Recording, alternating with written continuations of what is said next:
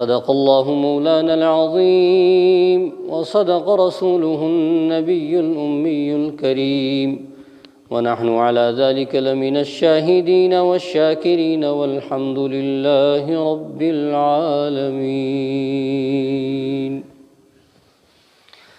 درود پاک پڑھ لیں۔ اللہم صل علی سیدنا محمد وعلی آل سیدنا محمد كما صليت على إبراهيم وعلى آل إبراهيم إنك حميد مجيد۔ اللهم بارك على محمد وعلى آل محمد كما باركت على إبراهيم وعلى آل إبراهيم إنك حميد مجيد۔ رب ذوالجلال کا بے حد کرم اور احسان ہے، جس رب کائنات نے ہم سب کو ہفتے کی مدت کے بعد جمعۃ المبارک کی نسبت سے جمع ہونے کی توفیق نصیب فرمائی۔ پروردگار ہمارے جمع ہونے کو قبول فرمائے، ہماری عبادت اور ریاضت کو قبول فرمائے۔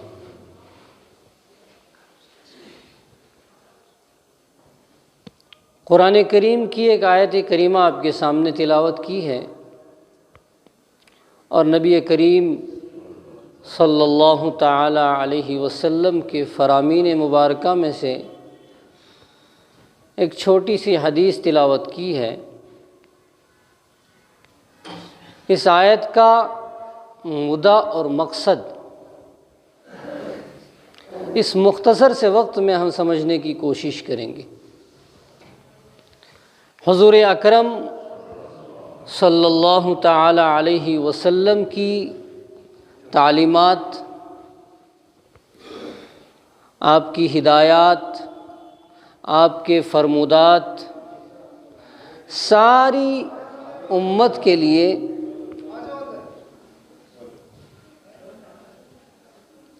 قیامت تک نافذ العمل ہے۔ اگر آپ باقی انبیاء کو دیکھیں گے تو باقی انبیاء جب بھی ان کا ظہور ہوتا تھا، جب بھی ان کی بعثت ہوتی تھی، کسی خاص علاقے کے لیے، کسی خاص قوم کے لیے، کسی خاص جگہ کے لیے، لیکن میرے اور آپ کے آقا محمد عربی صلی اللہ علیہ وسلم کو پروردگار نے باقی انبیاء پر یہ امتیاز عطا فرمایا کہ آپ کی نبوت نہ ہی کسی خاص جگہ تک محدود ہے، اور نہ ہی خاص یا مخصوص کسی قوم تک محدود ہے، اور نہ ہی خاص کسی زمانے تک محدود ہے، بلکہ تب سے اب تک اور اب کے بعد روز قیامت تک جتنے زمانے بدلیں، جتنے حالات بدلیں، جتنی انسانیت چینج ہو جائے، جتنی جگہیں بدلیں، ہر جگہ کے لیے، ہر زمانے کے لیے، ہر وقت کے لیے، ہر انسان کے لیے میرے اور آپ کے آقا محمد عربی صلی اللہ علیہ وسلم کی بعثت کو ماننا، ان کی رسالت کو قبول کرنا ایمان کے شرائط میں سے ایک شرط ہے۔ نبی کریم صلی اللہ تعالی علیہ وسلم کی جن تعلیمات پر آپ سے آج میں گزارش کرنا چاہتا ہوں، چند گزارشات کرنا چاہتا ہوں۔ یوں تو تعلیمات کے دو پہلو ہیں۔ ایک پہلو تو یہ ہے جس میں آپ علیہ السلام نے ہمیں یہ بتلایا کہ فلاں چیز فرض ہے، فلاں چیز واجب ہے، فلاں چیز سنت ہے، فلاں چیز مستحب ہے، وغیرہ وغیرہ۔ لیکن دوسری جو کڑی اس کی ہے، دوسرا جو اس کا پہلو ہے، وہ یہ ہے کہ آئندہ آنے والے زمانے میں تم پر کیا کیا حالات پیش آئیں گے، یعنی میری امت پر۔ کیا کیا حالات پیش آئیں گے، اور ان حالات سے جب تم دوچار ہو جاؤ گے، ان حالات کے ذریعے سے جب تمہاری آزمائش ہوگی، جب تمہیں پرکھا جائے گا، تو ان حالات کے اندر ایک راستے پر چلنے والا مومن، سیدھے راستے پر چلنے والے مومن کو کون سا راستہ اختیار کرنا چاہیے، کیا کرنا چاہیے؟ چنانچہ نبی اکرم صلی اللہ تعالی علیہ وسلم نے فرمایا، سَتَكُونُ فِتَنٌ فِي بُيُوتِكُمْ كَوَقْعِ الْمَطَرِ، آخری زمانے میں تمہارے گھروں پر ایسے فتنے آئیں گے، آخری زمانے میں ایسے فتنوں کا وجود ہوگا، ایسے فتنے آئیں گے جیسے کہ تمہارے گھروں کی چھتوں کے اوپر بارش آتی ہے۔ یعنی بارش کے ساتھ تشبیہ دی، بارش کے ساتھ اس لیے تشبیہ دی کہ ایک کے بعد دوسرا قطرہ، دوسرے کے بعد فوراً تیسرا قطرہ، اور ایسے ہی ایک فتنہ ختم ہونے کے بعد ایک ابھی ختم نہیں ہوگا تو دوسرا فتنہ کھڑا ہو جائے گا، دوسرا ختم نہیں ہوگا تو تیسرا فتنہ کھڑا ہو جائے گا۔ اس لیے کہا کہ قوقع المطر، بارش کی طرح ہوں گے، ان کی کثرت بارش کے قطروں کی طرح ہوگی۔ ایسے حالات میں امت مسلمہ کو کس راہ پہ اور کیسے چلنا ہے، بلکہ دوسری ایک جگہ فرمایا سَتَكُونُ فِتَنٌ كَقِطَعِ اللَّيْلِ الْمُظْلِمِ، وہاں تو بارش کے قطروں کی مثال دی، یہاں کہا کہ وہ فتنے رات کی اندھیری تاریک کی طرح تاریک ہوں گے، یعنی جیسے کہ تاریکی کے اندر ہے نا، گم سم کچھ نظر نہیں آ رہا، انسان پریشان ہو جاتا ہے، کہاں جاؤں، کس راستے پر چلوں، کہاں کا رخ کروں؟ کہا بس وہ فتنے اس تاریکی کی طرح ہوں گے۔ تبھی تو میرے اور آپ کے آقا محمد عربی صلی اللہ علیہ وسلم اپنی امت کے غم میں اتنا پریشان رہتے تھے، اتنا غمگین رہتے تھے، ہر وقت ایسا لگا رہتا تھا کہ کوئی کھٹک ہے، کوئی غم ہے، کوئی پریشانی ہے جو نبی اکرم صلی اللہ علیہ وسلم کے دل پہ ہے، اور اس غم کے اثرات، اس پریشانی کے اثرات چہرے پہ آ جاتے تھے۔ جبھی تو پروردگار نے قرآن کریم کے اندر آیات نازل فرمائی، لَعَلَّكَ بَاخِعٌ نَفْسَكَ أَلَّا يَكُونُوا مُؤْمِنِينَ، اے میرے نبی صلی اللہ علیہ وسلم، کیوں اپنے آپ کو اتنا پریشان کرتے ہو، کیوں اتنا سہمے سہما رہتے ہو؟ اس وجہ سے کہ یہ لوگ ایمان نہیں لا رہے۔ آپ علیہ الصلاۃ والسلام نے فرمایا کہ میری مثال اس شخص جیسی ہے کہ ایک شخص ہے، اس نے آگ سلگائی،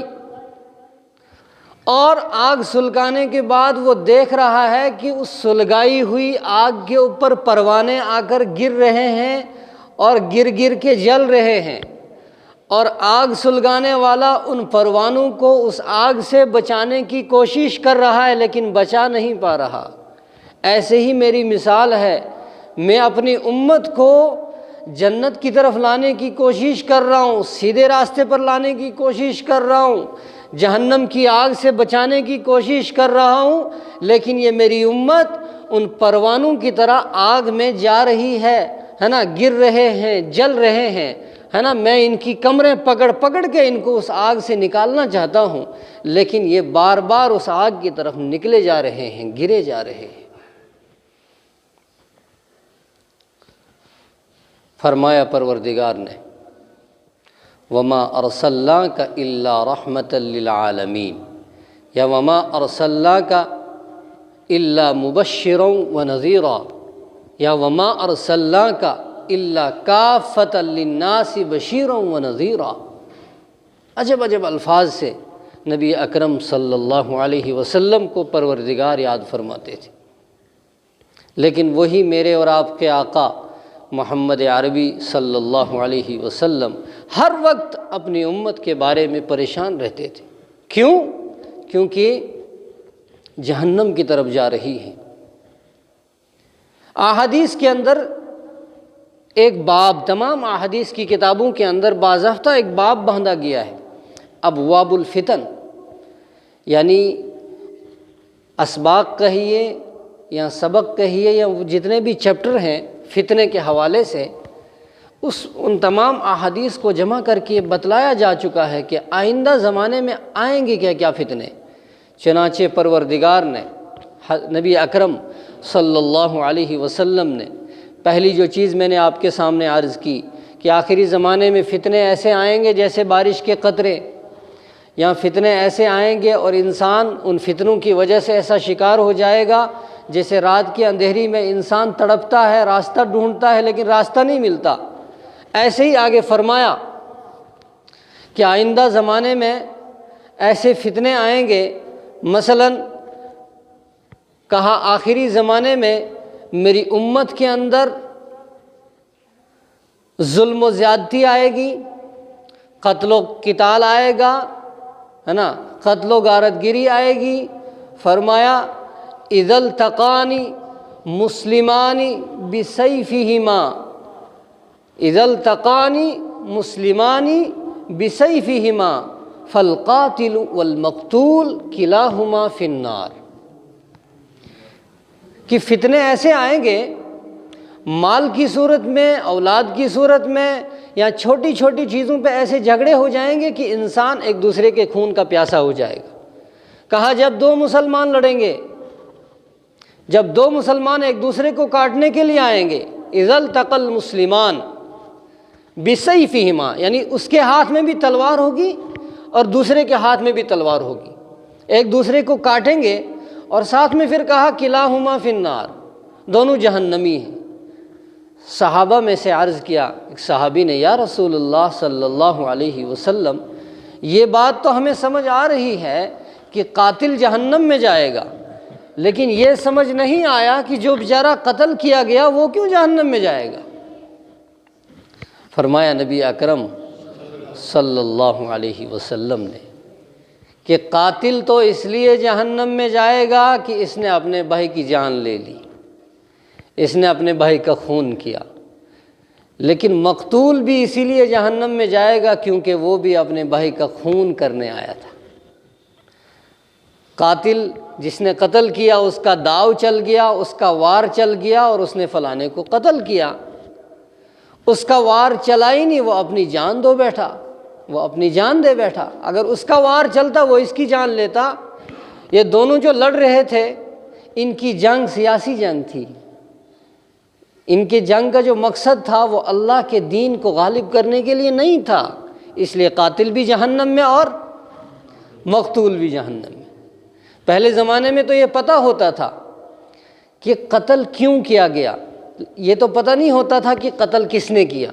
یہ ضرور پتہ ہوتا تھا کہ قتل کیوں کیا گیا۔ مال چھیننے کی وجہ سے ڈاکو نے مار دیا، رہزنوں نے مار دیا، یہ تو پتہ چلتا تھا، لیکن اس زمانے میں یہ پتہ ہی نہیں چلتا قاتل کون ہے اور مقتول کون ہے، اور مقتول کو قتل کیوں کیا گیا، یعنی قتل کرنے والا کون ہے اور جس کو قتل کیا گیا کیوں کیا گیا۔ حالات آپ کے سامنے ہیں، ماحول آپ کے سامنے ہیں، وجوہات آپ کے سامنے ہیں۔ یہ 1400 سال میرے اور آپ کے آقا محمد عربی صلی اللہ علیہ وسلم نے فرمایا۔ اسی طرح سے فرمایا آخری زمانے میں عورتیں ننگی ہوں گی۔ اس ٹائم پہ جس وقت نبی اکرم صلی اللہ علیہ وسلم یہ فرما رہے تھے کہ آخری زمانے میں عورتیں لباس لگا کر بھی ننگی ہوں گی، جو سامنے والے سامعین تھے ان کے دماغوں میں یہ بات کیسے گھستی کہ یہ ممکن ہے کہ انسان کے جسم پہ لباس ہو اور وہ پھر ننگا ہو، یا عورت کے جسم پہ لباس ہو اور وہ پھر ننگا ہو، یہ کیسے ممکن ہے؟ یہ آج آپ کے اس زمانے نے بتا دیا کہ جب عورت کے جسم پہ ایسا لباس لگا ہو کہ جس لباس کے پہننے کا مقصد کچھ ہی نہ ہو، صرف نمائش ہو، اور جس لباس کی وجہ سے انسانیت کے دلوں میں خواہشات کو ابھارنے کا مقصد ہو، وہ لباس ہے ہی نہیں۔ لعنت فرمائی ہے نبی اکرم صلی اللہ علیہ وسلم نے ایسی عورتوں پر جو مردوں کا روپ دھاریں، جو مردوں کا روپ اپنائیں، جو مردوں کی طرح لباس پہنیں، جن کی چال ڈھال مردوں کی طرح ہو، نام تو عورت ہے لیکن چال ڈھال مردوں کی ہے، اور لعنت فرمائی ایسے مردوں پر کہ چال ڈھال تو عورتوں والی ہے لیکن اندر سے کیا ہے؟ مرد ہے۔ برابر چلے ہیں میرے اور آپ کے آقا محمد عربی صلی اللہ علیہ وسلم۔ یعنی عورتیں ایسا لباس پہنیں گی کہ یہاں تو پتلا ہوگا، اتنا پتلا کہ اندر کا سارا جسم نمایاں نظر آئے گا، تو سمجھ لینا فتنے کا دور شروع ہو چکا ہے۔ یا لباس اتنا چھوٹا ہوگا کہ پورا جسم ڈھکا نہیں ہوگا، سمجھ لو فتنے کا دور آ گیا ہے۔ اب ہمیں اپنے آپ کو بچانے کی کوشش کرنی ہے۔ یا اتنا ٹائٹ لباس ہوگا کہ اگر جسم نظر نہیں آ رہا، نمایاں نہیں ہو رہا، لیکن بناوٹ نظر آ رہی ہے، جیسے ہم دنیاوی کسی چیز پر کوئی چیز کور کی اس صورت میں لگا دیتے ہیں، نظر تو اندر والی چیز نہیں آتی لیکن اس کی بناوٹ ظاہر ہوتی ہے۔ فار ایگزامپل یہ موبائل ہمارے پاس ہوتا ہے، اس کے اوپر جب ہم کور پہنتے ہیں یہ تو نہیں پتہ چلتا یہ موبائل کون سا ہے، کیسا ہے، کس رنگ کا ہے، لیکن یہ ضرور پتہ چلتا ہے کہ یہ موبائل ہے،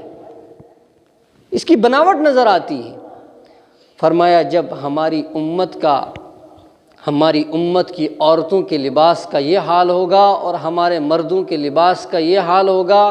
اور ہمارے مردوں کی ذہنیت کا یہ حال ہوگا تو سمجھ لو فتنے کا دور شروع ہو چکا ہے۔ یوں اگر دنیا کے اندر دیکھا جائے تو فتنہ کئی ساری چیزوں کو کہا ہے۔ فتنہ اگر دیکھا جائے، فتنے کو لغت کے اندر کہا گیا ہے کہ سونے یا چاندی کو آپ آگ میں ڈالتے ہیں اس لیے کہ ہمیں پتہ چلے کہ کھرا ہے یا کھوٹا ہے، یہ بھی فتنہ ہے، اس کے لیے بھی فتنہ لفظ استعمال ہوا ہے۔ لیکن احادیث کے اندر جو فتنہ لفظ استعمال کیا گیا وہ اسی کے لیے، ایسی چیزوں کو دلیل سمجھا جائے گا جو دلیل ہے ہو ہی نہ، یا دونوں شخص لڑ رہے ہیں، یہاں والا بھی آپ کو کہہ رہا ہے میں حق پر ہوں اور یہاں والا بھی کہہ رہا ہے میں حق پر ہوں، اور آپ حق کو پہچاننے میں پریشان ہو رہے ہیں، آپ حق کو پہچان ہی نہیں پا رہے ہیں، میں کس کا ساتھ دوں؟ سمجھ لو فتنے کا دور شروع ہو چکا ہے۔ یہاں آج کے اس دور میں آپ دیکھ لیجئے، جب کسی سے دین کے معاملے میں کوئی بات کہی جاتی ہے کہ فلاں چیز حرام ہے، فلاں چیز بدعت ہے، فلاں چیز ناجائز ہے، فلاں چیز ٹھیک نہیں ہے، یا فلاں چیز آپ کے لیے صحیح نہیں ہے، فلاں چیز کا استعمال آپ کے لیے صحیح نہیں ہے، تو وہ جواب دیتا ہے اگر یہ صحیح نہیں تو یہ لوگ کیا بیوقوف ہیں جو سارے کر رہے ہیں؟ یا جب اس چیز کو بھی اس کی دلیل نہیں مانا جاتا تو آج ہمارے یہاں ایک بہت جملہ کسا جاتا ہے کہ بھائی دلیل نہیں ہے تو یہ تو سعودی عرب میں بھی ہو رہا ہے، یعنی سعودی عرب کا بول کے کہا جاتا ہے کہ اب تو مان جا، یہ سعودی عرب میں بھی ہو رہا ہے۔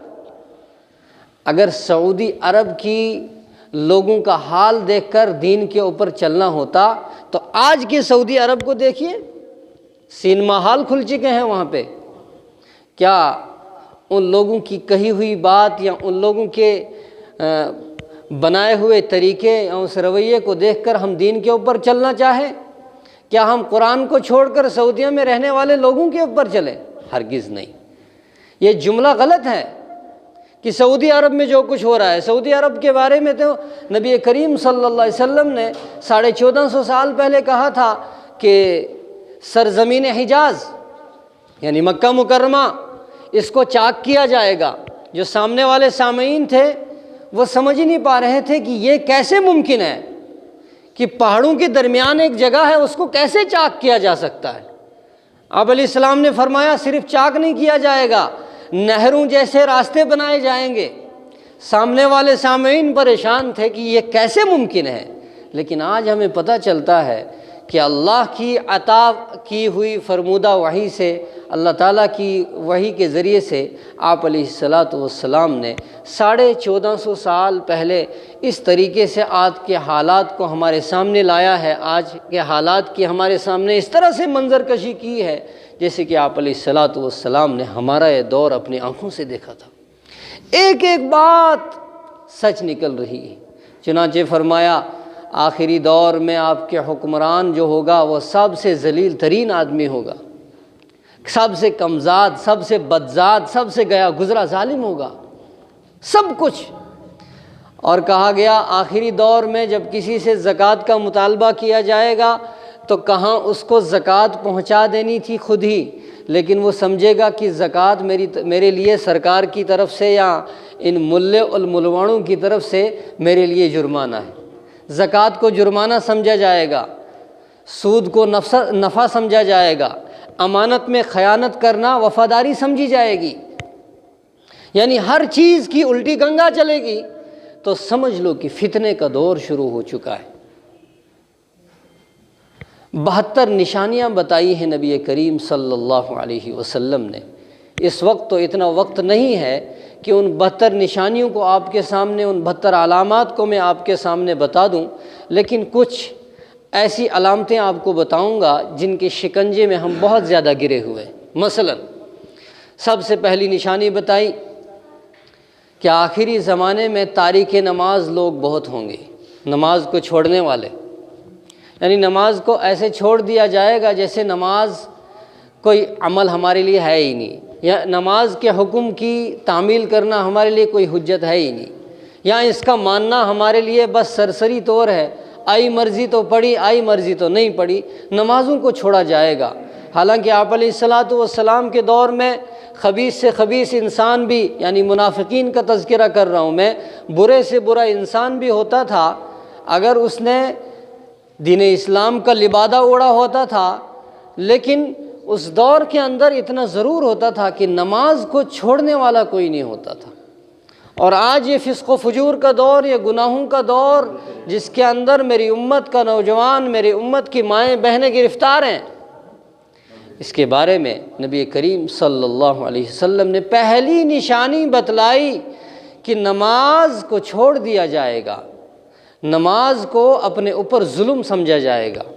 یا اپنے اوپر ایک بوجھ سمجھا جائے گا۔ ہم اپنی طرف دیکھیں، اپنے آپ کا محاسبہ کریں کہ ہم اس علامت کے اندر کتنے گرے ہوئے ہیں جو نبی کریم صلی اللہ علیہ وسلم نے آج سے 1400 سال پہلے فرمائی۔ یہ بھی فتنہ ہے۔ قرآن کریم کے اندر سورہ بقرہ کے اندر ایک آیت ہے، اس آیت کا ٹکڑا ہے وَالْفِتْنَةُ أَشَدُّ مِنَ الْقَتْلِ۔ یہ فتنہ جو چیز ہے یہ قتل سے بھی زیادہ سنگین ہے، بہت خطرناک چیز ہے۔ یا قرآن کریم کہتا ہے انما اموالکم و اولادکم فتنہ۔ یہ سمجھنے والی بات ہے، ہمارا مال، ہماری اولاد ہمارے لیے فتنہ کیسے ہو سکتی ہے؟ بات سمجھنے والی ہے، اور سمجھنی چاہیے ہمیں کہ جس بیٹے کے لیے یا جس بیٹی کے لیے ہم اپنی ساری جمع پونجی لگا دیتے ہیں، ہم اپنی ساری عمر لگا دیتے ہیں، پروردگار کی طرف سے یا پروردگار کے کہے ہوئے احکام کی وجہ سے اگر اس اولاد کی تربیت نہیں کی تو وہ اولاد ہمارے لیے ثمرہ نہیں بلکہ فتنہ بن سکتا ہے۔ وہ مال، جس مال کو ہم پروردگار کی نعمت سمجھ کر پروردگار کے راستے میں نہ دے سکیں، سمجھ لو وہ فتنہ ہے۔ یعنی ہر وہ چیز ہمارے لیے فتنہ بن سکتی ہے جس چیز کو ہم اللہ کی رضا سمجھ کر یا اللہ کی نعمت سمجھ کر اللہ کی نعمت کی قدردانی نہ کر سکیں، وہ ہمارے لیے فتنہ ہو سکتی ہے۔ باقی چیزوں کو آپ چھوڑیے، رشتہ داروں کو چھوڑیے، دوستوں کو چھوڑیے، دشمنوں کو چھوڑیے، حاسدین کو چھوڑیے، بغض و عناد رکھنے والوں کو چھوڑیے، آپ اپنی اولاد کی طرف دھیان دیجیے۔ پروردگار کہتا ہے اگر صحیح استعمال نہیں کیا اپنے بچے کا، یہ تیرے لیے فتنے کا سبب بن سکتا ہے۔ اگر صحیح استعمال اپنے مال کا نہیں کیا، یہ تیرے لیے فتنہ بن سکتا ہے۔ پروردگار ان تمام فتنوں سے ہماری حفاظت فرمائے۔ یہ فتنے ایسے ہیں، شروع خطبے میں جو آیت میں نے آپ کے سامنے تلاوت کی، یا ایھا الذین آمنوا لا یضرکم من ضل اذا اہتدیتم الی اللہ مرجعکم جمیعا فینبئکم بما کنتم تعملون۔ جب یہ آیت نازل ہوئی، اس آیت کے اندر تذکرہ یوں ہے کہ ایمان والو اپنی فکر کرو، اور جب تم سیدھے راستے پر آ جاؤ گے تو کوئی بھی گمراہ انسان تم کو راستے سے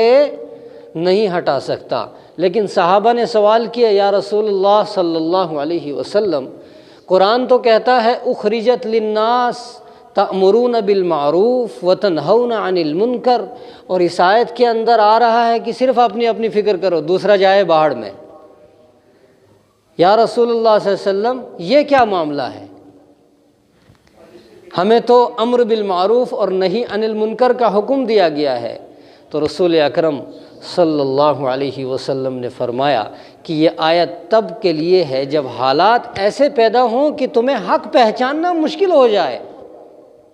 یعنی تم کسی کو دین کی طرف لانا چاہو لیکن اس کو دین کی طرف لانا تمہارے لیے ایمان سے ہاتھ دھو بیٹھنے کا سبب بن جائے۔ یہ آیت تب کے لیے ہے کہ جب آپ کو لگے سَتَكُونُ فِتَنٌ كَقِطَعِ اللَّيْلِ الْمُظْلِمِ، جب حالات ایسے آ جائیں کہ اندھیری رات کی طرح فتنے ہوں، تو پھر اپنی فکر کرو، اپنے گھر کے اندر بیٹھ جاؤ، اپنے ایمان کا محاسبہ کرو، اپنے آپ کو بچانے کی کوشش کرو۔ جب آپ کو لگے کہ کسی دوسرے کی اولاد آپ کی اولاد کو فتنے میں ڈال رہی ہے، تو آپ کو اپنے اولاد کو بچانے کی کوشش کرنی چاہیے۔ نبی کریم صلی اللہ تعالی علیہ وسلم نے صحابہ کرام سے عرض کیا، اے میرے صحابہ، یہ آیت عمومی نہیں ہے کہ حالات ٹھیک ہیں، دینداری چل رہی ہے، کچھ ہی بے دینی ہے اور تم نہیں امر بالمعروف اور نہیں عن المنکر کو چھوڑ دو، ہرگز نہیں۔ یہ حالات تب کے لیے ہیں کہ جب حالات ایسے ہوں کہ تمہیں حق پہچاننا مشکل ہو جائے، پھر اپنے ایمان کی حفاظت کرو تاکہ تمہیں کوئی اپنے راستے سے نہ ہٹا سکے۔ اور یہی آج ہم نے کرنا ہے۔ حالات ایسے بن چکے ہیں کہ حق پہچاننا مشکل ہو گیا ہے، ایک جماعت ادھر کھینچ رہی ہے، دوسری جماعت ادھر کھینچ رہی ہے، پتہ ہی نہیں چلتا حق کون کہہ رہا ہے، سچ کون کہہ رہا ہے۔ تو بہتر یہ ہے کہ نہ اس کو کافر کہیں نہ اس کو کافر کہیں، بلکہ آپ یہ کہیں کہ اگر میرے دل کے اندر صحیح ایمان ہو، میں ان فتنوں سے، ان موجودہ فتنوں سے اپنے آپ کو بچاؤں، تو میرے لیے بھی شاید جنت میں جگہ ہو، اور میں اس بھائی صاحب کے لیے بھی جنت میں جگہ رکھوں۔ کہیں ایسا نہیں کہ ایک بندے نے نماز صرف بیچارے نے چھوڑی اور یہ بندہ نماز بھی پڑھ رہا تھا لیکن ان فتنوں کو اپنے گھر کے اندر رکھا ہوا تھا، اور یہ اس کے اوپر فتویٰ لگا رہا ہے کہ صاحب یہ تو مشرک ہو گیا ہے، یہ تو ایمان سے نکل چکا ہے۔ ہرگز نہیں۔ ایمان کی ادائیگی کا، نماز کی ادائیگی کا درجہ اپنی جگہ ہے، اور کسی انسان کو اس کے ایمان سے نکالنے کا یہ تو بہت بڑا ظلم ہے۔ فتنوں کا دور ہے، اور جب فتنوں کا دور آتا ہے تو انسان اپنے ایمان کے اوپر محاسبہ کرنے کے بجائے دوسرے ایمان والے بھائی کی ایمان کے اوپر حملہ کرے گا، اور حملہ اس اعتبار سے ہوگا کہ وہ اپنے ایمان سے بیچارہ ہاتھ دھو بیٹھے گا۔ چنانچہ ایک بہت بڑی بات کہنے لگا ہوں، ایک بہت بڑی بات جو نبی کریم صلی اللہ علیہ وسلم نے فرمائی کہ آخری زمانے میں سب سے دیندار شخص وہ کہلائے گا، یعنی سب سے دیندار شخص وہ سمجھا جائے گا کہ اگر وہ کہیں برائی دیکھے، اگر وہ کہیں فحاشی دیکھے، یہاں تک کہ اگر وہ کہیں عورت اور مرد کو غلط کام کرتے ہوئے دیکھے اور وہ سر عام کر رہے ہوں، اور وہ صرف ان سے کہے کہ بھائی صاحب سڑک میں نہیں درخت کے نیچے کرو، اس کو سب سے زیادہ دیندار کہا جائے گا آخری زمانے میں۔ یہ نہیں کہ وہ ان کو روکے گا، صرف اتنا کہے گا کہ سڑک پہ نہیں، سڑک سے ہٹ کر کرو، سب سے بڑا دیندار کہا جائے گا اس کو آخری زمانے کے اندر۔ اور یہ وہی آخری زمانہ چل رہا ہے۔ کچھ ایسی چیزیں ہیں جن کو دیکھ کر ہمیں لذت آتی ہے، اور کچھ ایسی چیزیں ہیں جب ان کا کہا بھی جاتا ہے، جب ان کی تبلیغ بھی کی جاتی ہے، دعوت بھی جاتی ہے، تو ان چیزوں کے قریب آنے میں ہمیں کانٹے چبھتے ہیں، ہے نا، ہمارے پیروں کے نیچے سے مٹی نکل جاتی ہے، یا ہمارے جذبات پر قابو نہیں رہتا کہ صاحب تو کون آیا مجھے دین بتانے والا، تو کون آیا مجھے راستہ دکھانے والا، تو کون آیا مجھے اللہ کے گھر کی طرف بلانے والا، تو یہ وہی فتنے کا دور ہے جو نبی کریم صلی اللہ علیہ وسلم نے 1450 سال پہلے بتلایا تھا۔ ٹائم کو پروردگار ہم سب کو ان تمام فتنوں سے محفوظ فرمائے۔ جو بھی لوگ پریشان حال ہیں، بیمار ہیں، ہسپتالوں میں ہیں، پروردگار انہیں شفائے کاملہ عاجلہ دائمہ مستمرہ نصیب فرمائے۔ ہمارے ایک معاون مسجد کے معاون ہیں، ان کی صحت ناساز ہے، پروردگار ان کے ساتھ رحم کا معاملہ فرمائے، انہیں شفائے کاملہ عاجلہ دائمہ مستمرہ نصیب فرمائے۔ آپ کی مجلس میں بیٹھے ہوئے کئی لوگ ایسے ہیں جن نے دعاؤں کے لیے کہا ہے، ہر ایک کا نام تو آدمی نہیں کہہ سکتا، لیکن اجتماعی طور جب دعا کی جاتی ہے یا اجتماعی طور جب کوئی بات کہی جاتی ہے تو اس کے اندر ایک پاور ہوتی ہے۔ یعنی میں اس وقت دعا کر رہا ہوں، آپ سارے آمین کہہ رہے ہیں، ہم میں سے سارے ہی تو نیک نہیں ہیں یا سارے ہی تو گناہگار نہیں ہیں، لیکن کچھ ایسے ہیں جن کی آمین پروردگار کو بہت پسند آتی۔ یہ ضروری نہیں یہ سارے آمین کہیں تو مغفرت ہو جائے گی، آپ میں سے ایک ایسا بندہ ہوگا اس نے بیچارے نے آمین کہا ہوگا، اس کے صدقے میں ساری مغفرت ہو جائے گی۔ تو اللہ کریم سے دعا کیجئے۔ یہ پچھلے ہفتے ہمارے ایک جمعہ کے نمازی جمعہ یہاں پڑھنے آتے تھے ڈار صاحب، اس کے لیے بھی دعائے مغفرت کیجئے، اللہ تعالیٰ ان کی مغفرت فرمائے، اللہ تعالیٰ ان کے درجات کو بلند فرمائے۔ بزرگ تھے، اللہ تعالیٰ کو پیارے ہو گئے، ہمیں بھی جانا ہے، ہمیں بھی اس چیز کی فکر رکھنی چاہیے۔ بہرحال جانے